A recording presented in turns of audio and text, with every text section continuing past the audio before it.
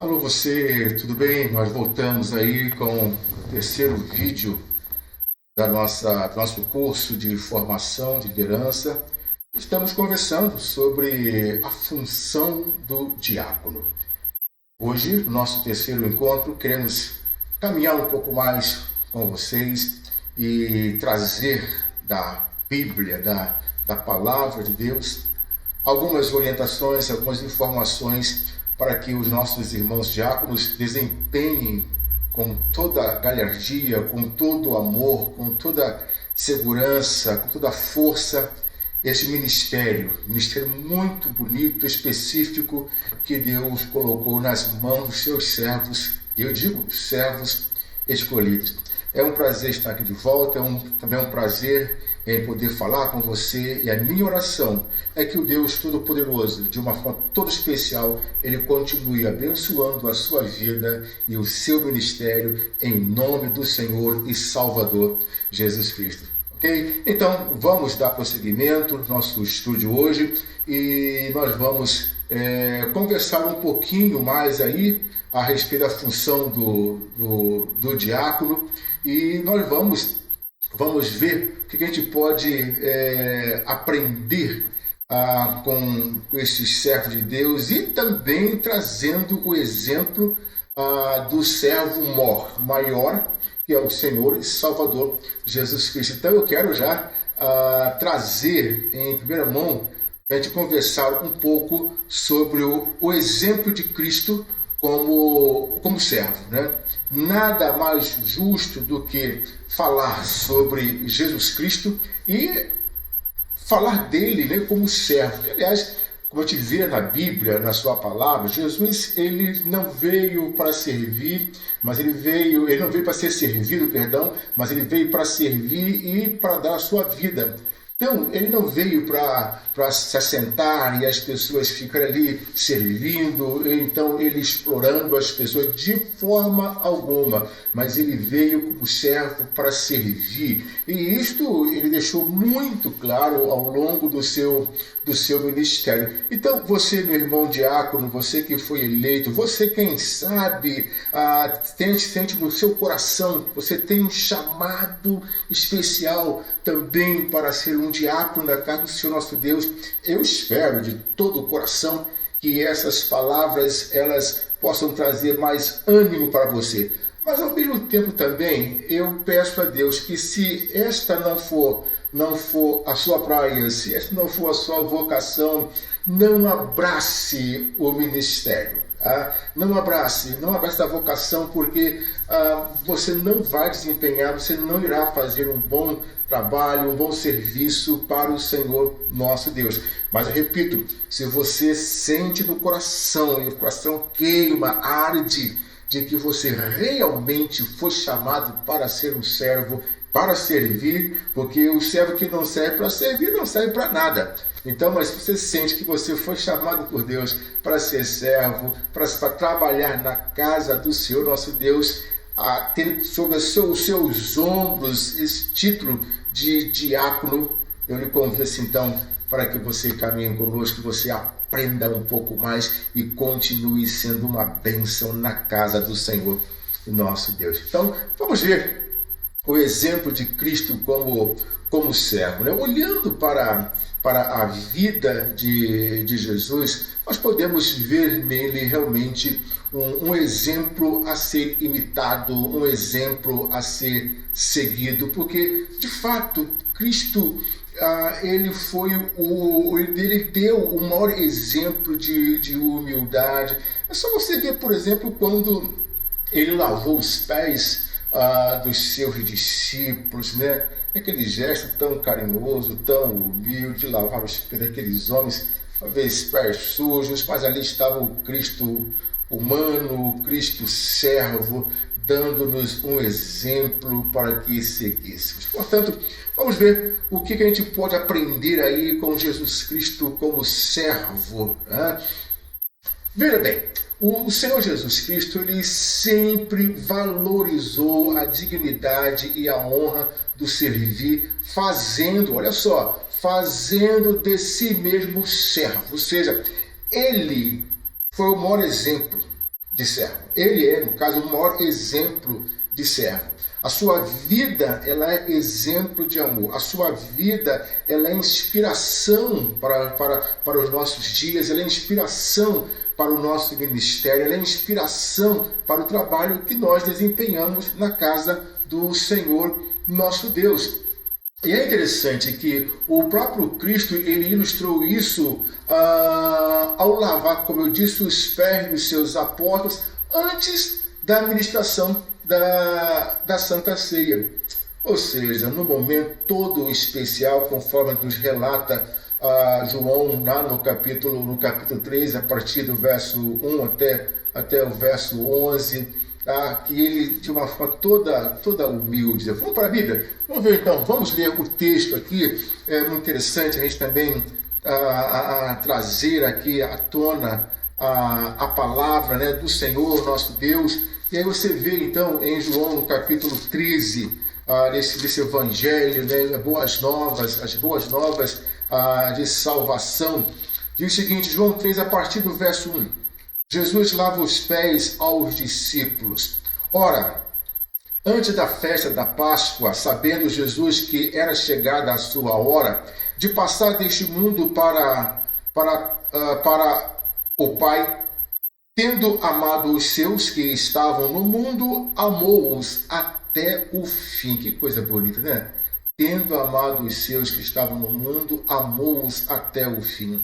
Durante a ceia e tendo já o diabo posto no coração de Judas Iscariotes, filho de Simão, que traísse a Jesus, sabendo este que o Pai tudo confiara às suas mãos e que ele viera de Deus e voltava para Deus, levantou-se da ceia, tirou a vestimenta de cima e, tomando uma toalha, cingiu-se com ela. Depois deitou água na bacia e passou a lavar os pés aos discípulos e a enxugar-lhes com a toalha com que estava cingido. Aproximou-se, pois, de Simão Pedro, e este lhe disse: Senhor, tu me lavas os pés a mim? Respondeu-lhe Jesus: O que eu faço não sabes agora, compreendê-lo-ás depois. Respondeu-lhe, disse-lhe Pedro: Nunca me lavarás os pés. Respondeu-lhe Jesus: Se eu não te lavar, não tens parte comigo. Então Pedro lhe permitiu: Senhor, não somente os pés, mas também as mãos e a cabeça. Olha só. Declarou-lhe Jesus: Quem já se banhou não necessita de lavar, senão os pés. Quanto ao mais, está todo limpo. Ora, vós estáis limpos, mas não todos. Ele já sabia do traidor, já sabia que o coração do traidor estava sujo, a mente do traidor já estava suja, corrompida, destruída. Já sabia disto, pois ele sabia quem era o traidor. Foi por isso que disse: nem todos estáis limpos. Nem todos estáis limpos. Um exemplo de servo.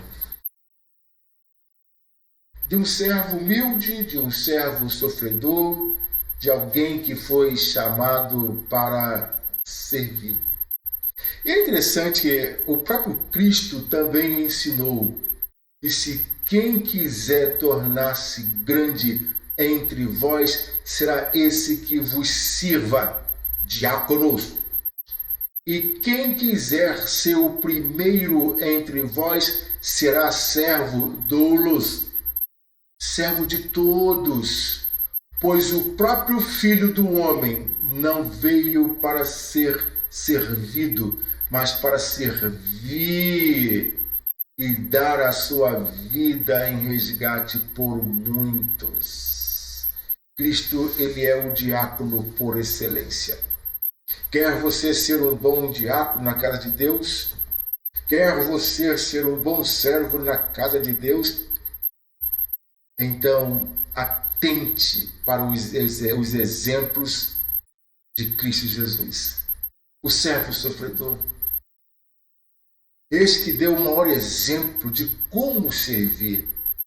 Mas servir não por tristeza, servir não por obrigação, mas servir de livre e espontânea vontade. Foi isso que Jesus fez. Ele serviu de coração. E eu pergunto a você, meu querido, você realmente está disposto a servir a Cristo na sua igreja de coração? Mas também para você que foi eleito, você está servindo a Cristo de coração ou está simplesmente desempenhando a sua função por obrigação? Ou para cumprir uma escala que talvez lhe foi imposta ou apresentada? Eu espero que você responda sinceramente para Deus. Mas caminhando um pouco mais, a gente vai conversar um pouquinho também sobre João Calvino, né? Grande reformador João Calvino. Qual a ideia dele, a visão dele do ministério diaconal? O que Calvino pensava, o que ele dizia sobre o ser diácono, essa função de diácono na casa do Senhor nosso Deus? É claro que Calvino ele desenvolveu essa temática muito bem. Nas suas institutas, Calvino fala da igreja e também Calvino vai desenvolver esse ministério. E, obviamente, o curso aqui, a nossa palestra aqui, não é a ideia de falar, desenvolver toda a temática de Calvino sobre o diaconato, né? Mas eu quero só apenas trazer alguns lampejos, né? algumas frases, algumas ideias dos escritos de Calvino sobre o ministério diaconal, porque nós temos muito também a aprender com João Calvino,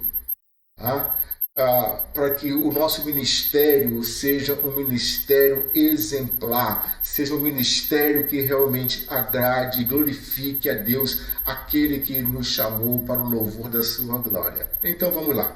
Veja aí, Calvino, interessante que ele vai distinguir o ministério diaconal em duas categorias. Tá? Dessa forma que ele vai nos apresentar a sua visão desse ministério diaconal em duas categorias. Então, vamos lá. Primeira, a primeira categoria, ele chama os que são encarregados de recolher e repartir os bens ofertados aos pobres. Então, essa é a ideia dele aí, que os diáconos, eles são encarregados, né, de recolher e repartir os bens ofertados aos pobres pelos fiéis. Os fiéis deram as suas contribuições, doações, seus donativos.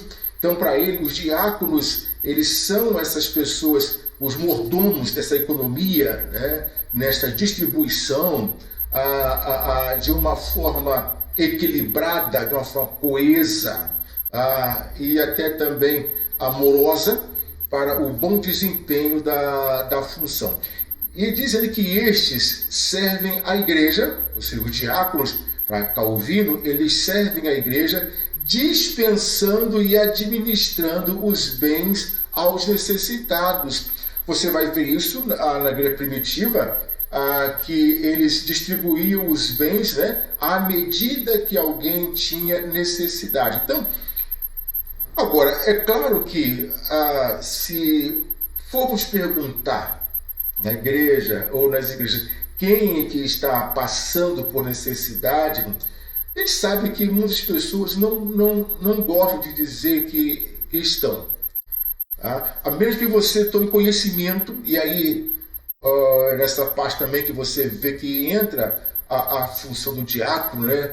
De poder visitar a membresia, de conhecer as suas reais necessidades, e aí visitando visitando aquelas que necessitarem de uma visita pastoral, procurar informar o pastor. Então, ou seja, o diácono, eles são os responsáveis, são os encarregados por esses donativos que entram na casa de Deus, principalmente nesse tempo, que estamos aqui conversando, que já é um tempo de pandemia, embora, assim penso eu, pela fé no de Jesus, caminhando aí para o final. Então, esta é a primeira ideia de Calvino, sua previsão de ministério pastoral. Os que são encarregados de recolher e repartir os bens ofertados aos pobres pelos fiéis. Então, os fiéis ofertam e os diáconos vão repartir esses bens para os pobres, ou, no caso, aos necessitados também.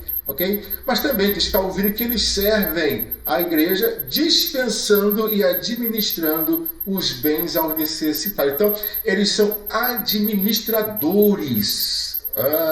Então, são homens dedicados, conhecedores dessa administração, no auxílio também à casa do Senhor nosso Deus.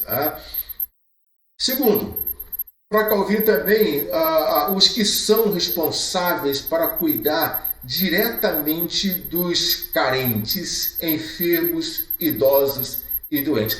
Então, Calvino vê essas duas classes. A primeira classe é aquela que se encarrega de receber esses donativos dos fiéis e distribuir de forma equânime entre a membresia, entre os necessitados, embora ele ponha aí o termo pobre, ou seja, então você tem aqueles que vão administrar corretamente esses donativos, e os que são responsáveis para cuidar diretamente dos carentes, enfermos, idosos e doentes. Então Calvino vê essa classe aqui, para Calvino também é uma classe especial. E ela não é menos importante do que aqueles que administram os bens. Ou seja, então os que têm essa função de administrar os bens na casa de Deus não pode dizer nós somos melhores porque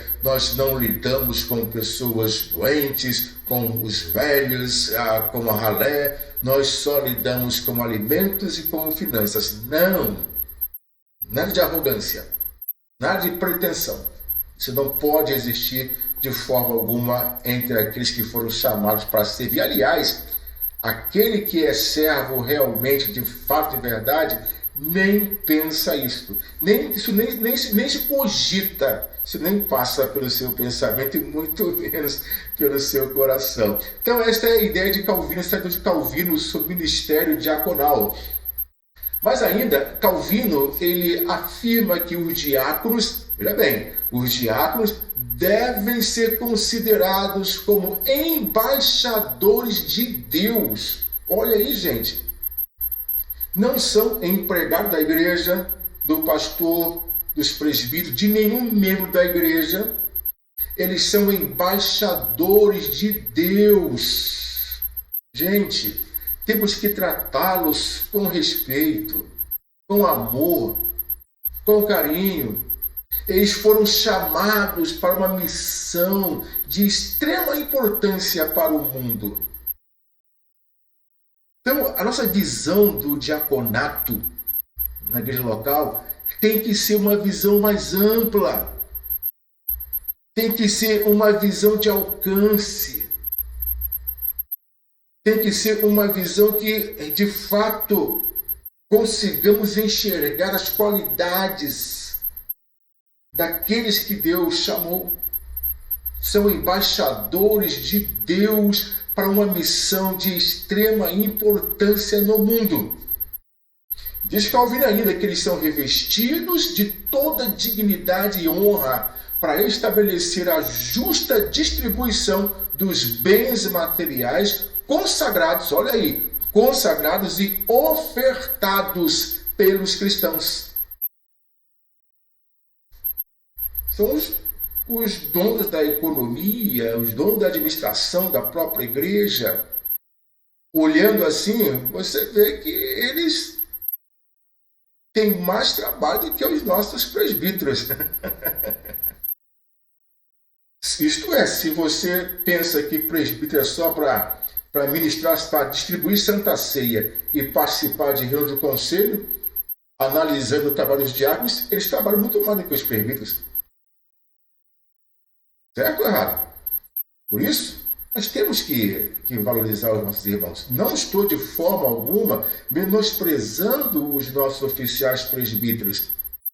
Eu sei que muitos deles têm uma visão muito larga, aberta, sobre o ministério deles, que não se restringe apenas em distribuir Santa Ceia e participar de reunião de conselho. Mas vai muito mais além. Muito mais além. Por isso que o importante é que conheçam também os seus deveres. Mas a função aqui, como é falar dos nossos diáconos, é apresentar e falar das suas funções, que são esses os embaixadores de Deus, né, que foram chamados em inverno para uma função de extrema importância no mundo. Então, temos que respeitar estes servos do Senhor, nosso Deus. Muito bem. E aí, o serviço diaconal deve ser crucial para a vida, para a fé, função, testemunho e missão da igreja. Veja bem, o serviço diaconal deve ser crucial para a vida, para a fé, função, testemunho e missão da igreja. Em todos os tempos deve legitimar o seu modo de ser. Não podemos dizer menos desta função tão importante. O serviço diaconal, ele é crucial. O desempenho da função, no testemunho e missão da própria igreja. A igreja trabalha porque realmente ela é impulsionada por esses homens dedicados à obra do Senhor, nosso Deus. E é por isso que temos que ver o trabalho desses homens na casa de Deus como um trabalho de extrema importância. Jamais, de forma alguma, menosprezá-los. Mas como você pôde ver aí, à luz da Bíblia, à luz também daquilo que escreveu João Calvino, os diáconos são importantes na casa do Senhor nosso Deus. São embaixadores. Meu querido, você que foi eleito, você que foi escolhido por uma assembleia, com o aval de Deus, você foi escolhido para ser um embaixador para uma missão específica no mundo, uma missão específica na casa de Deus. Por isso você tem que ser uma bênção.